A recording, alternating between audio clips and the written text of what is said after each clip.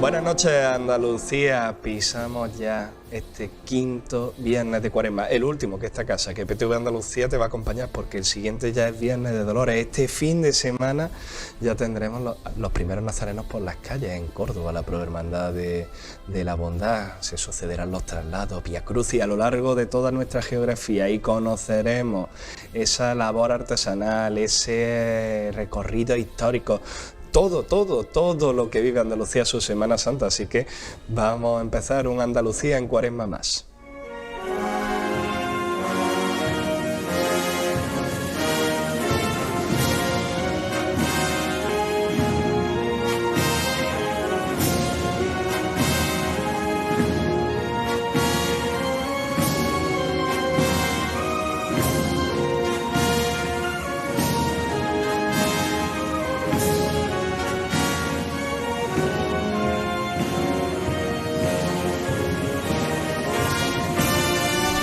Venga, pues vamos a empezar hablando de arte. Vamos a viajar hasta Málaga, vamos a viajar hasta el Museo de la Semana Santa, donde vamos a conocer la exposición de Eugenio Chitano, un gran pintor, pues que dedicó su vida y su obra a la Hermandad de Cofradía. Allí nos está esperando Alejandro.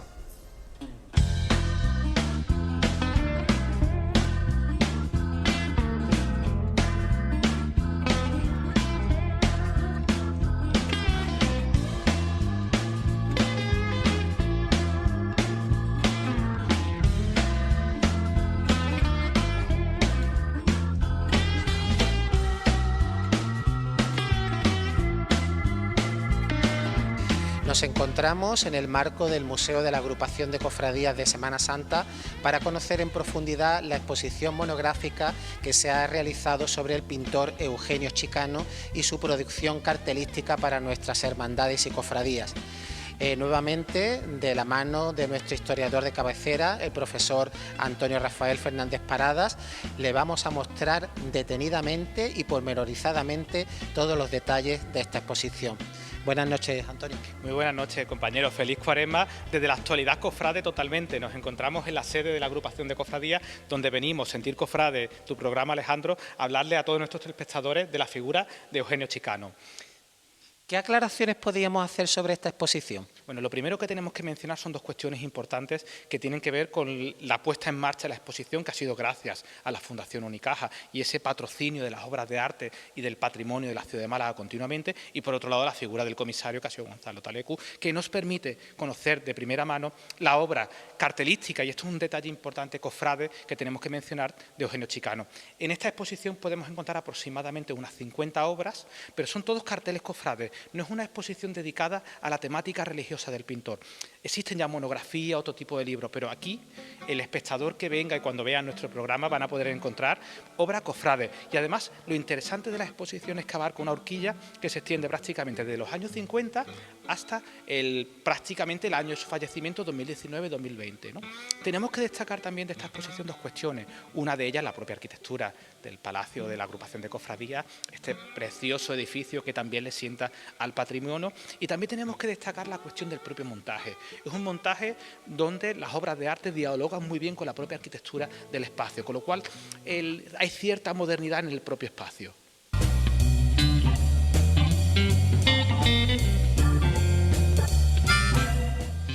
Pasamos a analizar esta primera fase en la trayectoria cartelística cofrade de Eugenio Chicano. Como hemos comentado anteriormente a Alejandro y a todos nuestros telespectadores, por una cuestión netamente didáctica se hace necesario de construir esta exposición para aproximarnos de una manera integral. Es decir, la exposición es compleja en el sentido por el número de obras que tiene y requiere que podamos desglosarla de manera didáctica, ¿no? Y ciertamente podemos hacerlo, ¿no? Nos encontramos en la que es la primera sala de la exposición, y aquí nos da pie a contarle muchas cosas, porque estamos hablando de un Eugenio Chicano prácticamente con 20 y pocos años, 20, 21 años. Claro, y aquí hay que entender muchas cosas, ¿no? Las obras que están en este caso a nuestras espaldas nos permiten comprender una realidad muy interesante para aproximarnos al pintor. Sí que es cierto que también nos permiten tomar en cuenta que lo que será la base del estilo de Eugenio Chicano, aquí las vemos ya perfectamente definidas. Se irán depurando, se irán trabajando con todas las cuestiones técnicas que hemos mencionado anteriormente, pero sí que es cierto que aquí podemos encontrar ya cosas que nos hablan de un Eugenio Chicano, si no plenamente configurado, sí que con la cabeza en lo que tiene que estar, ¿no?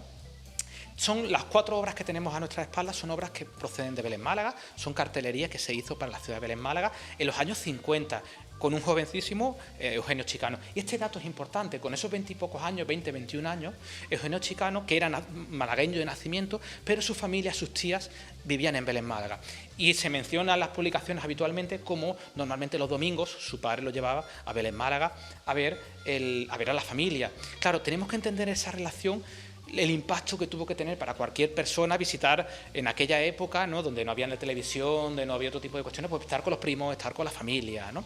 Esa relación la tenemos que hacer, por ejemplo, con el joven Picasso.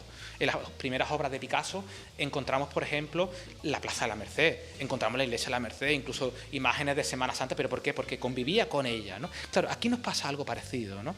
En lo que estamos viendo en los carteles que nos acompañan en esta primera parte, vemos ese primer Eugenio Chicano, por lo menos aplicado a la cartelería cofrade, plenamente definido, pero con estas particularidades. ¿Cuál es la primera cuestión que tenemos que tener en cuenta?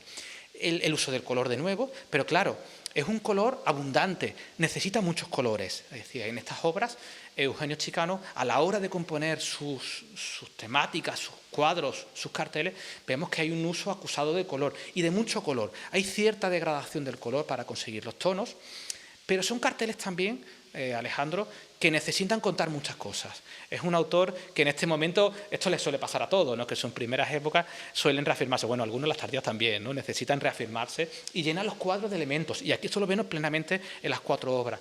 Toda esta multiplicidad de elementos que podemos ver actualmente en la cartelería de Eugenio Chicano en los años 50 irán desapareciendo, hasta llegar posteriormente al icónico rostro de la Virgen en el primer plano, ¿no?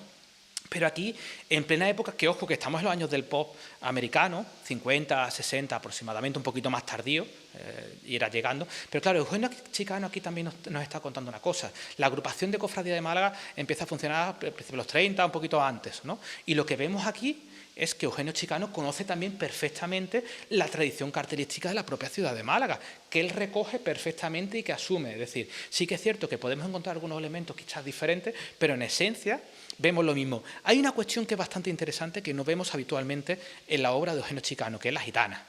Es decir, o la gitana o la mantilla o esos personajes populares que podemos encontrar llenando la cartelería de la Semana Santa, bueno, de Málaga de otros muchos sitios, pero en Málaga prácticamente los podemos encontrar hasta el siglo XXI, será un leitmotiv continuo. Eso no aparece nunca en la obra de Eugenio Chicano, no lo necesita.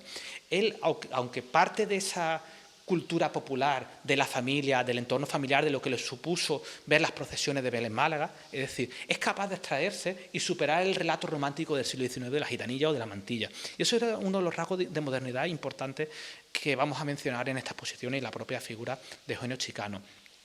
Tenemos que mencionar también que estos carteles están conviviendo en el espacio y en el tiempo ya con la producción más avanzada de Eugenio Chicano. Es decir, en estos momentos está exponiendo en prácticamente las principales galerías del país, de Málaga, y está ya haciendo cosas para fuera de España también. Con lo cual, siempre, desde los años 50 hasta 2019, de nuevo, la cartelería cofrade y su predisposición para su tierra, sus tradiciones, serán una continua. Y este es un buen inicio porque posteriormente le vamos a empezar, que las cosas empiezan a cambiar. Es decir, Eugenio Chicano evoluciona en su propio arte y todas estas cuestiones de color, cromatismo, necesidad de multiplicidad de recursos, se van a ir diluyendo poco a poco en la siguiente fase de nuestra exposición.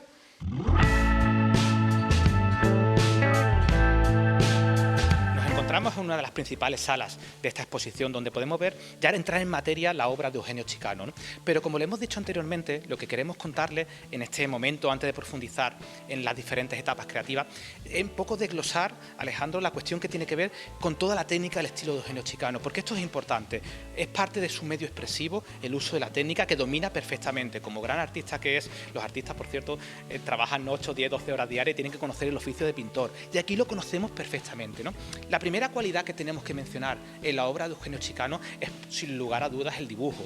Es decir, toda la obra de Eugenio Chicano destaca por su excepcional técnica del dibujo. Es un gran dibujante, tiene muy bien aprendido los deberes con la historia de la cartelería, con todo lo que está pasando en la primera mitad del siglo XX, asume perfectamente los carteles de la época modernista, por ejemplo, los carteles de muchas, o estamos hablando también incluso los propios carteles del Art Deco con la tipografía, ¿no? La tipografía americana será muy importante en la obra de Eugenio Chicano. Esta cuestión del dibujo, presten atención porque lo vamos a mencionar continuamente. Es decir, en este momento es primordial, seguirá siéndolo, pero sí que es cierto que posteriormente comentaremos que este dibujo tiene una serie de particularidades. ¿Por qué? Porque la mancha pictórica aquí ocupa totalmente también todo el ingenio creativo de la obra de Eugenio Chicano. Esta mancha pictórica y además tiene varias connotaciones importantes que tenemos que destacar. La primera es un uso continuo del color, del corporativismo cofrade cromático. Es decir, ¿qué quiere decir esto? Que por ejemplo cuando hablamos de un cuadro de Zamarrilla, el fondo es rojo. Es decir, si hablamos de un cuadro de una Virgen relacionada con la esperanza, el color es verde. O por ejemplo el cuadro que tenemos en nuestras espaldas, donde el color de la Virgen es ese morado característico de la Virgen de Gracia, ¿no?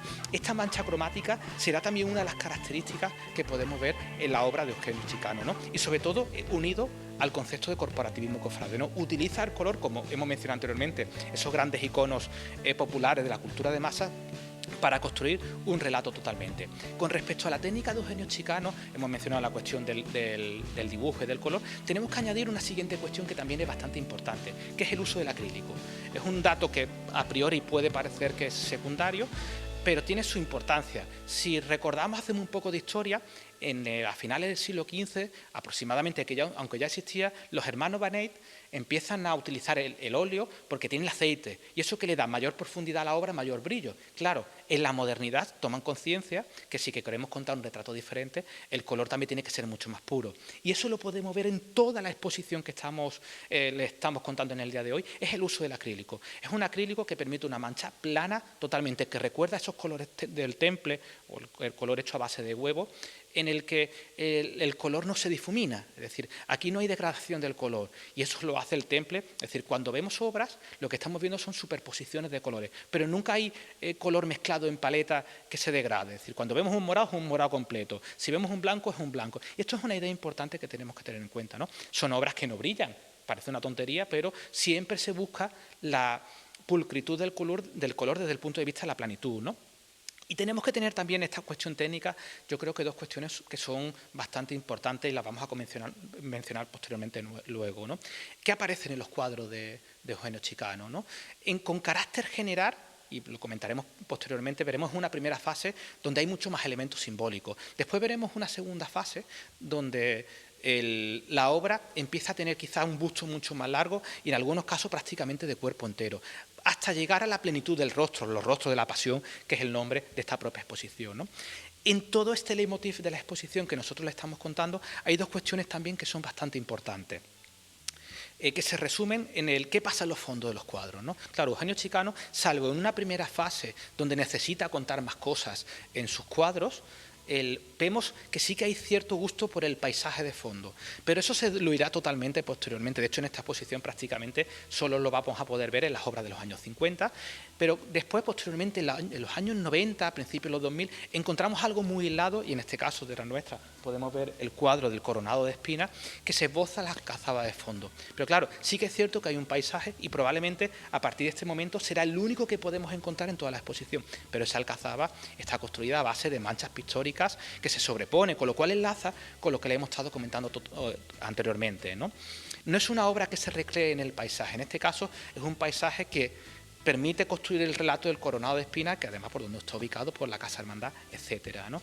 No nos encontramos ante un pintor que necesite multitud de recursos para llenar los fondos de los cuadros. Aquí los cuadros son rotundos, son plenos. ¿Por qué? Porque lo que le interesa es contar algo específico, y eso específico él lo cuenta con sus vivencias, y sus vivencias son los rostros de nuestros Cristos, de nuestras vírgenes, o con la importancia que pudo tener la Virgen de Zamarrilla. Un apunte más antes de terminar esta parte que le estamos comentando, es cómo lo popular o cómo lo tradicional, o cómo, mejor dicho, más que lo popular, el ambiente familiar, cotidiano, se ve en esta exposición también, ¿no? Eugenio Chicano, una de sus múltiples facetas y quizás de su grande grandeza es mezclar lo internacional con lo social, y lo social es el barrio de la Victoria, es donde se tomaba el café, era con las personas con las que se relacionaba, ¿no? En esta exposición podemos encontrar, por ejemplo, dos obras muy interesantes, que son los cuadros de los gitanos, de la cofradía de los gitanos, del Cristo y la Virgen, que se utilizan para cuando se realiza la bendición de la Casa Hermandad, de la cofradía, ¿no? Eugenio Chicano, ¿qué hace aquí, no? Nos cuenta su repertorio ornamental totalmente, el corporativismo cofrade, en el sentido con el morado y el rojo, que lo podemos ver perfectamente, ahora después le pondremos el plano a continuación, pero hace un guiño, como no, con el encaje. Es decir, de repente coge unas puntillas que la podemos encontrar en el cuerpo procesional de la cofradía de los gitanos, que esas puntillas además reflejan la historia de nuestras madres, de nuestras abuelas, que hacían crocheo, hacían encaje en nuestras casas, ¿no? Eugenio Chicano asume todo eso desde Verona, desde Venecia, desde Nueva York, desde París, desde Madrid, y todo eso podemos encontrarlo en el acervo técnico de la obra de Eugenio Chicano.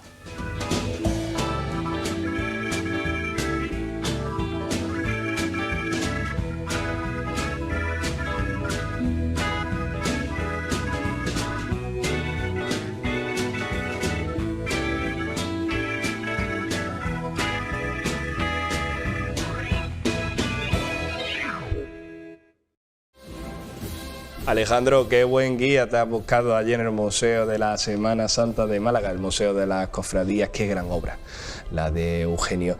Obra también la de la devoción incesante de la Hermandad de Ferroviarios de Granada. Allí Fernando nos está esperando para contarnos la historia, pues, que trasciende de la hermandad. Más salida, menos paso. Más salida, Bombi, hijo. Dale, Bombi. Va, Bombi. Amigo, vete conmigo. Dale más.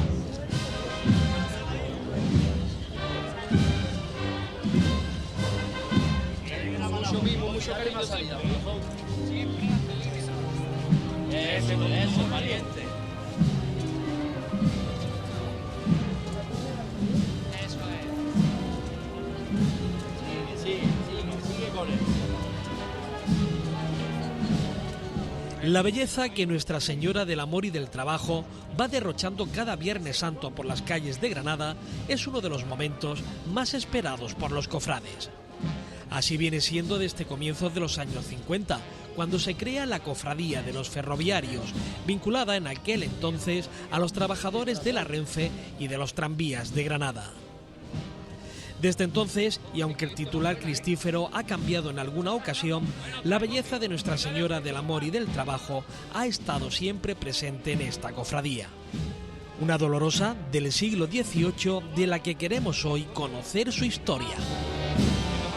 Bueno, la talla de la Virgen del Amor y el Trabajo es una talla anónima, pues se ha atribuido a lo largo de su historia, pues, a diferentes autores, pues del Círculo de Mora, de Ruiz del Peral, pero no sabemos a ciencia exacta quién fue el que talló a la Virgen.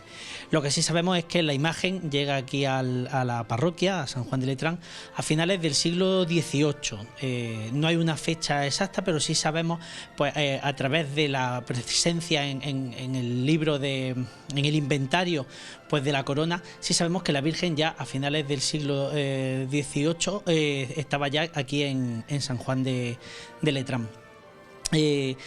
Fruto de esa devoción, bueno, pues tenemos ese hecho, ¿no? El hecho de que a la Virgen se la dota de una corona, que es su corona primitiva, que se restauró hace muy poco tiempo, y es una de las primeras imágenes, bueno, pues que cuentan con una corona de este tipo, y precisamente esa corona de la que te hablaba es la que nos permite datar la imagen, ¿no? Datar la presencia de la imagen, porque se sabe que la corona se realiza para ella. La Virgen siempre ha estado en San Juan de Letrán, no se conoce, ¿no?, que haya estado presente en ningún otro espacio, en ningún convento. Llega hasta aquí de la mano de un capellán, y desde ese momento, pues, se convierte en un foco devocional importante en toda esta zona, que en aquella época, pues, era un territorio de Vega. Fruto de esa devoción, bueno, pues la Virgen tenía su culto, tenía escenarios. Sabemos que ha salido en rogativas, pues, ante momentos, pues, de dificultad, bien a través de momentos de sequía, pues, también con los terremotos, ¿no?, tan habituales en Granada. Entonces la Virgen ha sido un foco de devoción muy importante.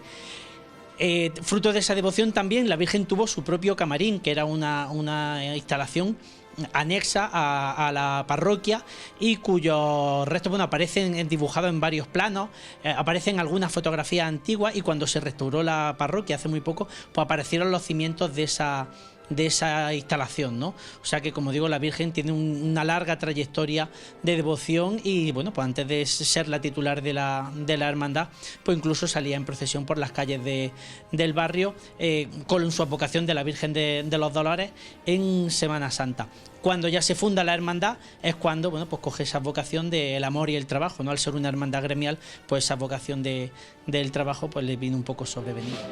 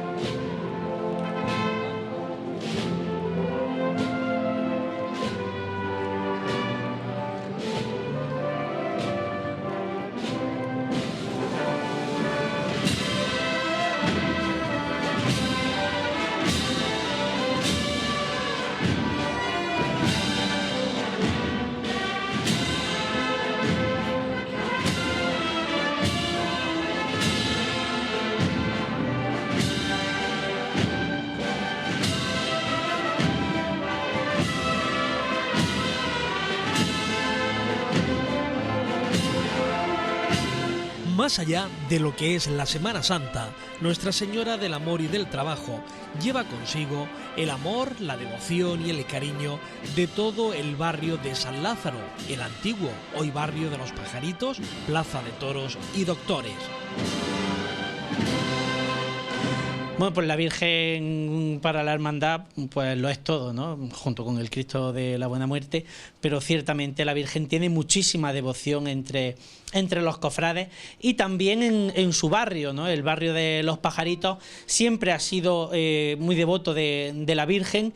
De hecho, bueno, pues cuando se celebraban las fiestas del barrio antiguamente, pues cuando la Virgen comienza a salir en procesión por las calles del barrio. Y hoy en día, bueno, pues muchos cofrades, tanto del barrio de los Pajaritos como del cercano barrio pues de los Doctores, de la plaza de San Lázaro, pues siguen mostrando esa devoción a la Virgen, que se renueva cada año cuando llega el mes de octubre y la Virgen sale a las calles del barrio. Y muchas veces por los vecinos dicen: oye, ¿por qué no pasa este año la Virgen por mi calle? Pues yo que venga a tal sitio, ¿no? Es decir, que la gente tiene muchas ganas de estar cerca de la Virgen y sin lugar a dudas, bueno, pues el momento cuando la Virgen atraviesa la calle de Tórtola, pues que cuando más ese sentido de barrio se nota, ¿no? Y es verdad que muchas veces a lo mejor cuando pensamos en esta hermandad de los ferroviarios, no pensamos en una hermandad de barrio, ¿no? Pues no un barrio a lo mejor con un peso cofrade, pues como puede ser el Albaicín o puede ser el Zaidín, pero sin embargo es un barrio que siempre está acompañando a su Virgen en cualquier iniciativa que hay. Y bueno, pues eso se nota incluso en los propios hermanos. Pues hay muchos hermanos de una zona, muchos hermanos, me atrevería a decir que más de la mitad de los hermanos pues viven en el entorno de 1 kilómetro en torno a este lugar.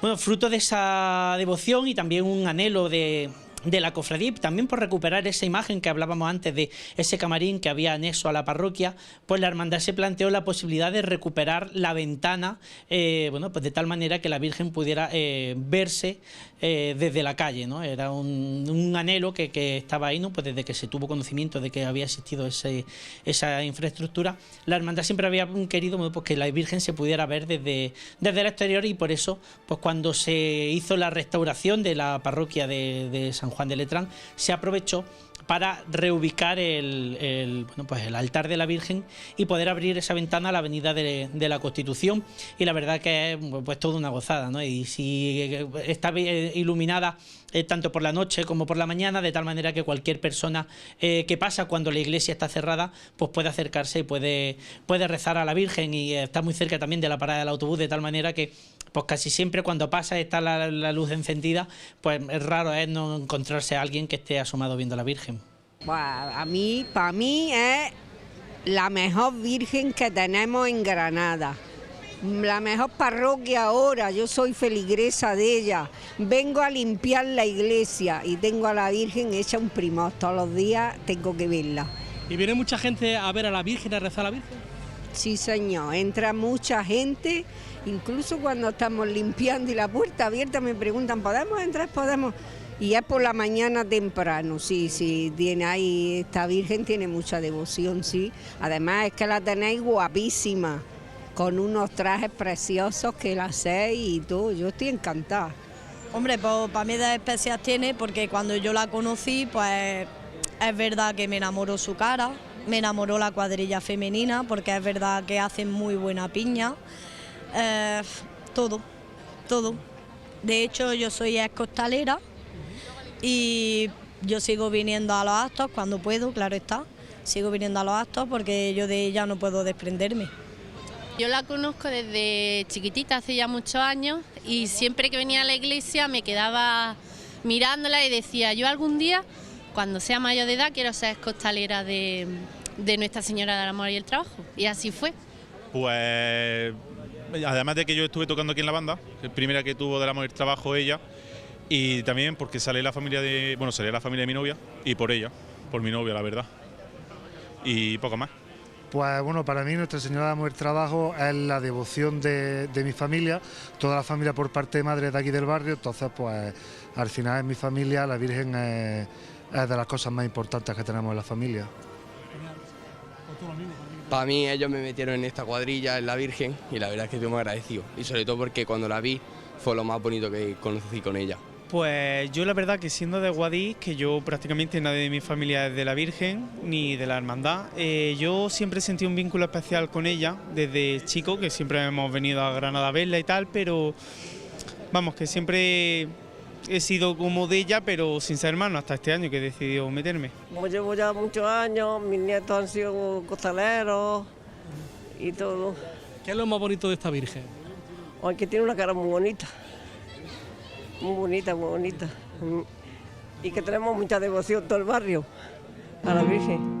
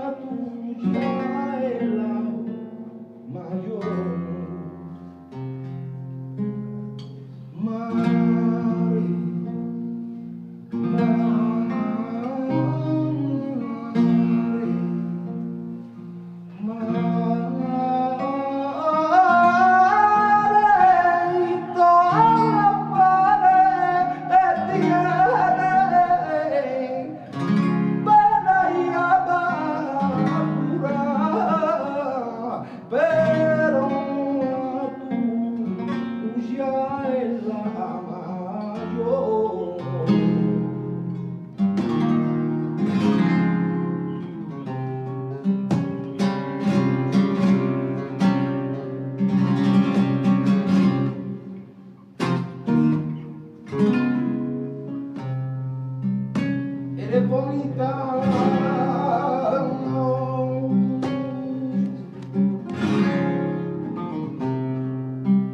eres bonita.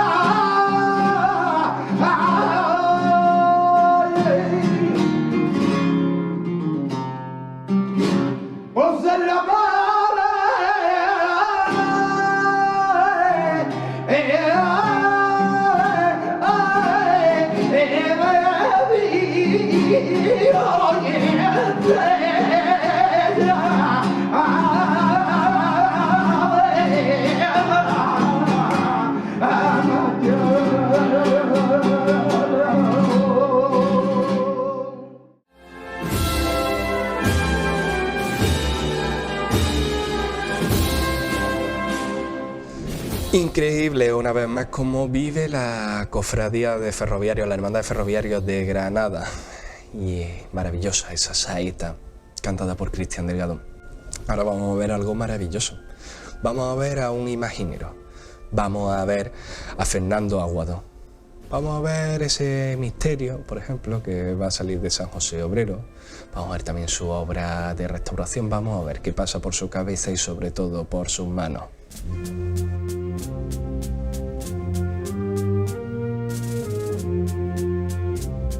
Siempre lo he llamado una bendita locura porque al final si una cuaresma me viese de brazos cruzados por falta de trabajo, pues estaría subiéndome por las paredes, ¿no?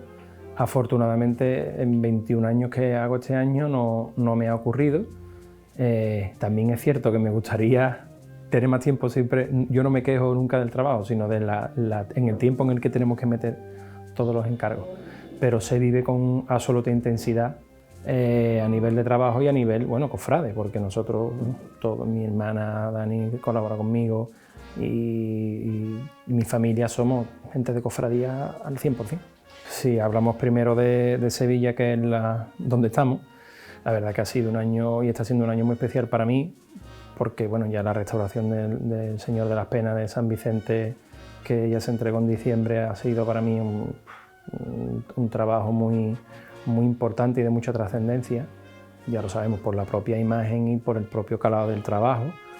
Y después, con una ilusión tremenda con San José Obrero, mi hermandad San José Obrero, que estrenamos la primera fase del paso del Señor, la carpintería, que ha realizado Enrique González, y hemos iniciado el proceso de talla del frontal, que saldrá en parte por Francis Verdugo, y van a salir los 4 candelabros de las esquinas, la cartela central y las esquinas, porque también estamos pretendiendo que se haga, estamos en el proceso de creación. Ya de por sí la gente cuando vea la carpintería va a ver que no es una carpintería al uso de un paso, porque hay uso de dos tipos de madera, para que después en los resultados finales se consiga lo que se pretende del proyecto, y porque estamos creando al final el paso. Entonces, también gracias a la comprensión de la hermandad, por supuesto, y al pensar que todo esto es beneficio para la obra, lo estamos haciendo despacio y estudiando bien las cosas.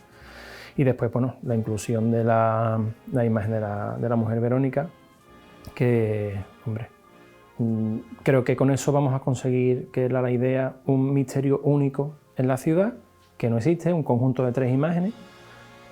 A mí los habla uno que le encantan los pasos de misterio también, pero quería desvincular, y nunca peyorativamente, el concepto nazareno-cirineo de San Roque o el Cristo de las Tres Caídas de San Isidoro, pero no por nada malo en absoluto, sino por hacer un grupo único, ¿vale? Ese conjunto del acto caritativo que tuvo la Verónica con Cristo cuando le enjugó el rostro, y en este caso no va mostrando el paño, sino que el Señor ya ha pasado y ella está dialogando con el cirineo pidiéndole que siga ayudándolo a cargar con la cruz. Y bueno, la cruz del Señor también se estrenará, y la verdad que por ahí, pues ilusión a tope, ¿no? Porque ¿quién me iba a decir a mí que yo al final iba a tener un conjunto entero ideado por mí? Hasta, vamos, incluso las esquinas del paso las he modelado yo y se han hecho los modelos, porque estoy metido de lleno en que esto se haga, por lo menos, mira, una pequeña aportación dentro de lo clásico, ¿vale? No hemos pretendido en ningún momento que se haga un paso excesivamente diferente, pero sí creo que hay maneras de decir algo un poquito distinto dentro de lo que en lo que nos movemos, y creo que es lo que vamos a ir consiguiendo con este paso. El caso de la imagen de Nicodemo del paso de las 5 llagas de la Hermandad de la Trinidad, que vino para, bueno, a ver que nos encontrábamos con aquella imagen antigua, como ya me ocurrió con la imagen de José de Arimatea hace años cuando lo intervine, que descubrimos una cabeza que es muy probable que sea de Pedro Roldán o de un discípulo, y que podría corresponder a un santo dominico, y que estaba camuflada con estopa y yesos en una imagen, convirtiéndola en la iconografía de José de Arimatea. Cuando hemos cogido el Nicodemo antiguo que procesionaba hasta que se sustituyó por el de Dubé, que es el que ha estado procesionando hasta ahora, pues nos encontramos una imagen que no tiene ni muchísimo menos la calidad de esta, que todo eran añadidos, no había ojos, la barba, el bigote, todo eran yesos, escayolas se estaban desprendiendo, en el cuerpo pasaba exactamente igual, las piernas estaban llenas, o sea, todos los modelos eran falsos, no tenía manos, o sea, las manos se habían extraviado o se habían perdido, y era una cara en una cabeza muy desproporcionada que siempre salía tapada con un paño. Entonces lo que hemos hecho es reconstruir la mascarilla, que ya había perdido todos los yesos, toda la barba, todos esos postizos, los he tenido que volver a hacer, y lo que hemos hecho es crear una cabeza nueva, mucho más acorde a ese rostro y con un cabello mucho más acorde, pero escaneando la propia mascarilla ya reconstruida para que recuerde a esta imagen, ya que no ha sido posible su conservación.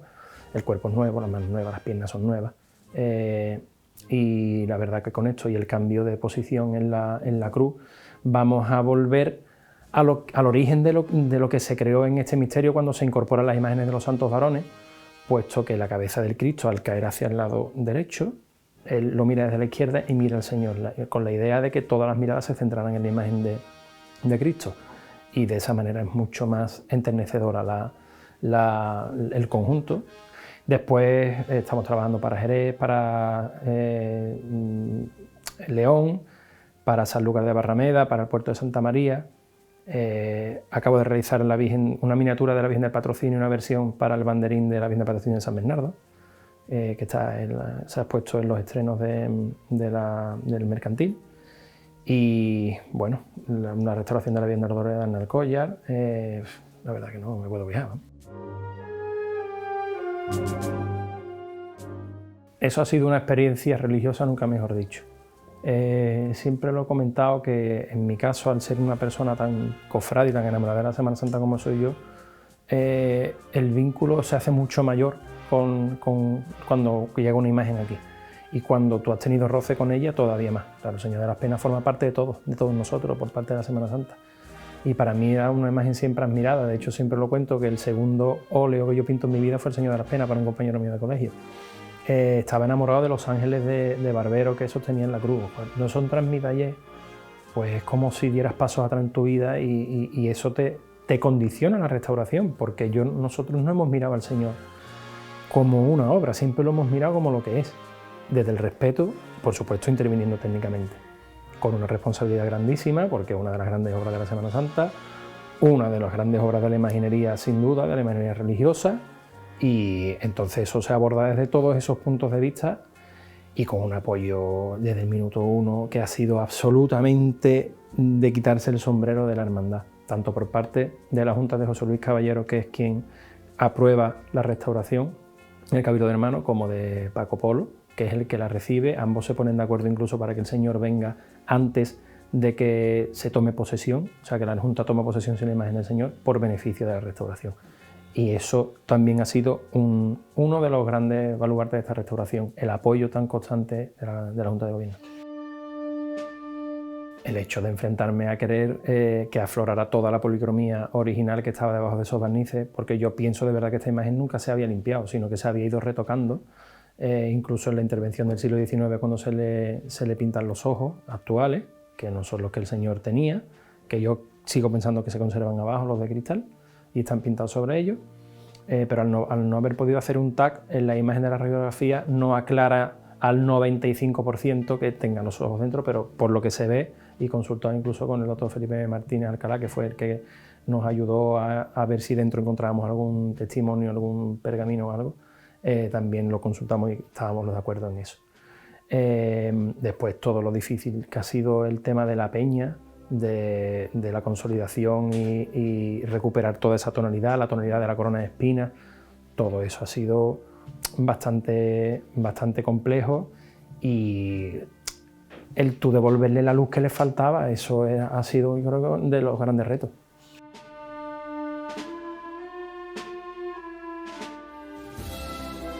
Y de Sevilla, antes de acabar esta Andalucía en Cuaresma, vamos a viajar a Córdoba. Allí nos está esperando Antonio Varo. Antonio Varo nos va a coger de la mano y nos va a llevar por cada uno de los rincones de la ciudad que a día de hoy vive la Semana Santa de una manera distinta. Le estamos hablando de calles que antes pasaban 20 hermandades y ahora pasa una. Hermandades que antes las hermandades pasaban, calles que antes las hermandades pasaban por la mañana y ahora pasan al caer la noche. Vamos a ver qué rincones de la ciudad de Córdoba nos va a descubrir Antonio Varo. En 2017 empezó a estar la carrera oficial en la Catedral. Desde el final de la Guerra Civil hasta ese momento había cambiado 13 veces el recorrido de la carrera oficial. Antes circulaba por el centro de la ciudad y generaba una serie de itinerarios parciales que coincidían en muchísimas cofradías, de manera que había bastantes lugares de la ciudad por las que muchas cofradías pasaban, unas por necesidad y otras por razones estéticas. A esos recorridos, a esos lugares ya casi abandonados por las cofradías, vamos a dedicar este reportaje.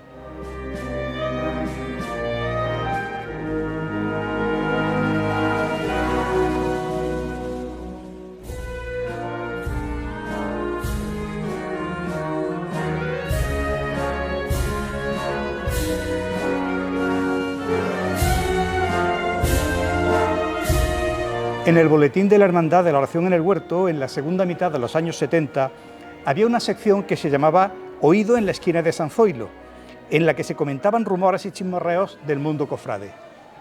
Este lugar era, en efecto, de los más frecuentados en los años 70 y 80 por el paso de cofradías.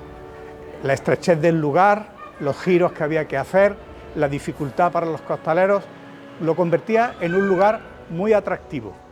Por aquí pasaron muchas cofradías, desde, por ejemplo, el Rescatado, la Sentencia, la Merced, la Virgen de los Dolores, la Esperanza, el Resucitado, el Santo Sepulcro, la Buena Muerte, hasta muchísimas cofradías pasaban por aquí y se congregaba gran cantidad de gente, sobre todo gente joven que quería ver esas maniobras difíciles de los costaleros en este lugar tan estrecho.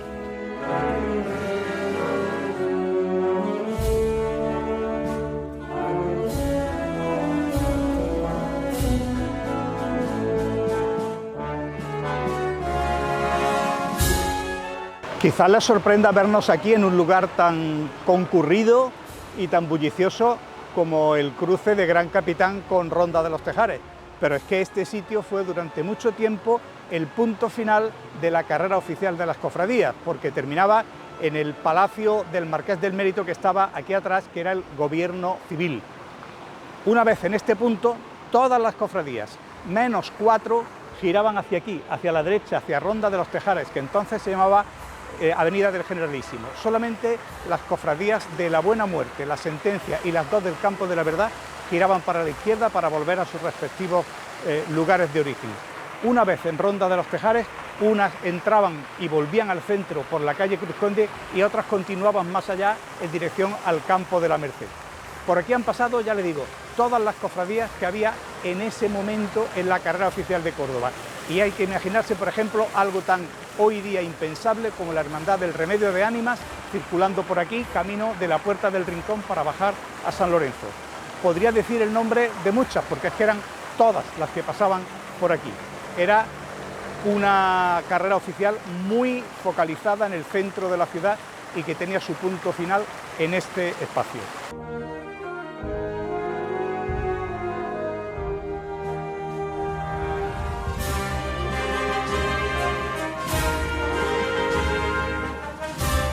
La primera cofradía que bajó la Cuesta del Bailío fue la Expiración, en la primera mitad de la década de los 60. En 1976 la Hermandad de la Esperanza se incorporó a este lugar y curiosamente ese año la Hermandad había organizado un concurso de saetas durante la procesión y este lugar fue uno de los puntos en los que se situó uno de los cantaores. Posteriormente, en los años 70 finales y 80, este lugar fue bastante concurrido por numerosas cofradías.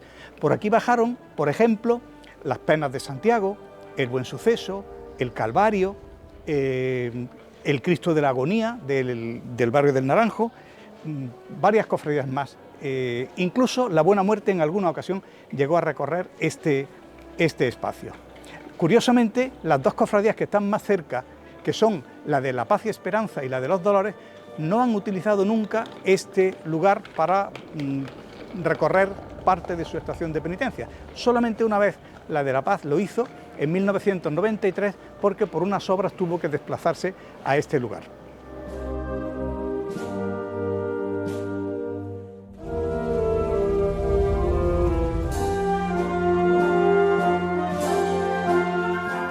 En este lugar tan popular de Córdoba, del casco histórico, el Realejo, pasaron muchas cofradías durante muchos años también, porque formaban parte, digamos ya la parte final, de un gran eje de cofradías que empezaban los Padres de Gracia y terminaba en la iglesia de San Pablo, allí situada arriba.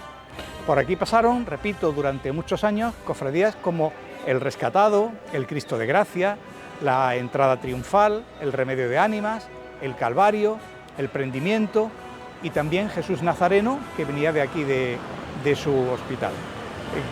Era un lugar, al ser un poquito más ancho que la calle Santa María de Gracia, donde se congregaba muchísima gente y donde empezaba a sentirse ya el calor y la inminencia de la carrera oficial. Tanto a la ida como al regreso había muchísimas personas que querían ver cofradías en este lugar y también era muy frecuente que desde aquí se cantaran saetas a los titulares.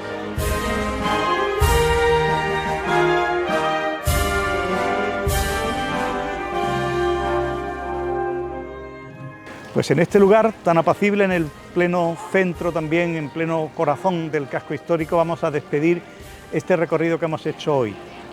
Este es el jardín de los hermanos, de los capataces Sáez, por el que está aquí muy cerca del Realejo, por el que también pasaron cofradías. Poco después del Realejo se incorporaban a este recorrido camino de la carrera oficial por la calle Hermanos López Diegues, cofradías como la de Jesús Caído o la de Nuestra Señora de los Dolores, y alguna más posiblemente según los años. Este lugar forma parte ya, como otros que hemos visitado en nuestro paseo de hoy, de ese paseo, de ese sitio, de ese espacio de la nostalgia que también es la Semana Santa, porque la Semana Santa es muchas cosas, pero entre otras el espacio de los recuerdos, de las vivencias y de las nostalgias. Eso sí, el haber establecido la carrera oficial en pleno corazón latiente de la Córdoba cristiana que es la Catedral Antigua Mezquita, compensa sin duda todas las nostalgias. Muchas gracias. Muchas gracias, Antonio, por ese paseo por la Córdoba que pierde su recorrido. Algunos lo ve de otra manera. Ronda de los Tejares, si ustedes conocen la céntrica calle cordobesa, en ningún momento pensarían que sería una calle cofrade. Bueno, cuestiones de otros tiempos. Sin más, nosotros nos vamos a despedir aquí. El camino continúa. Ahora llega la Semana Santa, que te va a contar cada una de las casas, ¿no? PTV Sevilla, PTV Granada, PTV Córdoba, PTV Málaga, pero PTV Andalucía te va a seguir acompañando una vez acabe esta Semana Santa, porque tenemos que ir a Roma, tenemos que ir hasta Huelva, a la aldea del Rocío, tenemos que vivir muchas cosas juntos. Sin más, por lo pronto y hasta ahora se despide este presentador y les desea una gran Semana Santa en Andalucía con la promo que vamos a ver.